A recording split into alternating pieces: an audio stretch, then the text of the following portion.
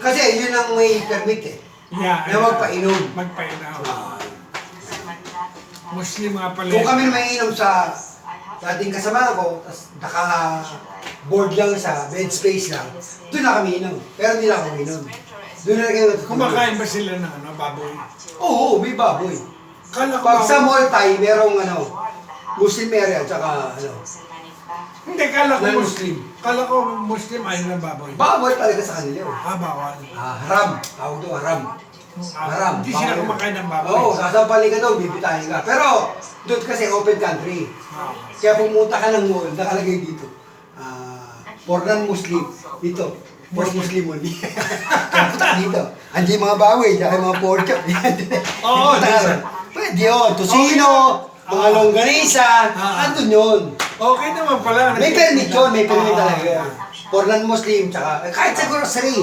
Bumili ka kasi baka dumampot sila. Liver spread, gusto nila eh. Hindi na, nakalagay doon, mention, pork, di ba? Pork liver yun eh. Yung liver spread. Atay. Naka-mention doon. Kaya doon pala kung merchandiser ka, ilalahin po ng for non-Muslim, tsaka Muslim. Ganun yun. Jollibee, McDo, may non-Muslim, tsaka Muslim. Iba linya nun. Pag tinignan mo yung babae ng kabandaan, patay ka na. Muslim yun. Lati ko ka, sandaan. Tinignan mo eh. Bawal. Ha? Pala? Lati ko, sandaan. Tinignan mo sino? Yung Muslim na kabandaan. Oo. Na pag ganun ka lang, ayan, ka. Ay, paano gagawin mo? Kung humarap sa'yo yung babae, Ano eh, hindi nga pwede tayo. Na-reasonable yun. Nakita mo na, Nakagano. Arabic na eh. Oo. Arabic na. Huwag mo hindi ka, pakailan mo dyan. Tayo may order, di ba? Pakailan mo yan. Di ko nga, alam kung sexy o may balat yan eh. O may buli, pakailan mo eh. Kulub na kulub eh. Mata lang nakalabas. Mata lang nakalabas. Mata na eh. Pero, order ka, chicken tayo. Gumano ka lang? Ayan eh. Yari ka na? Lati ko ka na nun. Kulong o lati ko?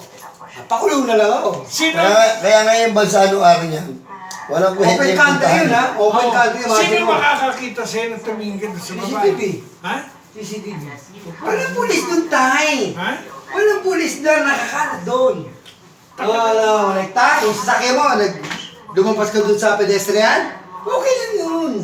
Pag-green nyo mo, andun yung violation mo. Pero alam mo, nagkamali ka na ha? Alam mo, nagkamali ka na. Ngayon pa lang, bayaran mo na. Huwag mo na patagalin. Oo, matagal kasi may fine eh. Amat, may fine yun. 10 dirham. Paano kung by accident? Di mo naman alam by accident. Makikita yun sa camera. Makukuha pa rin. Sino may mali o? Wala pulis doon o, gano'n? Sir, ano ka, code ko. Walang gano'n doon. Tay, camera na ba nandun? Walang pulis doon. Mayaman ang punyeta. Mayaman? Grabe Ay, doon. nasa kanila nga yung ano eh. Yung tallest building. Burj Khalifa. Yung pagano'n na Oh, building. 167, nag-book kami doon. Puta, first time. Yung na Minsan malapit lang sa to, dagat, kapag- malapit ba sa dagat? Oh, minsan lang sa buhay natin to. Nagbayad kami 250 dirham. Imagine mo, 4,200 pesos. Isang araw. Iakit ka na doon, 100 ka. Ay, accept ka lang. Iakit ka, 106 Tablo lang, floor. tablo. 106 floor. Kalati pa lang yun. Eh, paano? Yung Ilang kaya ng floor budget ba? namin eh. 106 floor eh. Ilang floor ba yun? Ilang floor? 366. Pang ina yun. Tang ilan yan. Okay nga, 106 eh. Putang ini. Lula na kami. Hindi na kami makagalaw doon sa utang ina ito. Oo, Ayun, minsan lang ako. Pag dumikit sa salamin, malulula. At least, ano yun, memorable yun, di ba? Tama na. Narating mo yung pinakamataas na sa buong mundo na building. Yun yung Burj Khalifa.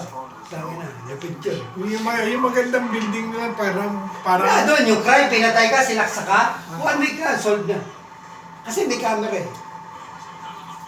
1 week na. Dito, dekada na, puta. Mag-trace nila agad kung sino yung Trace lang, yung Nigeria, 5 lalaki Nigeria. Nirape yung kabayan. City, alam ko yun. Sa Kalipa yun. Kalipa. Malapit sa Dasma Mall. Para sa ating Mega Mall. Dasma Mall yun. Kalipa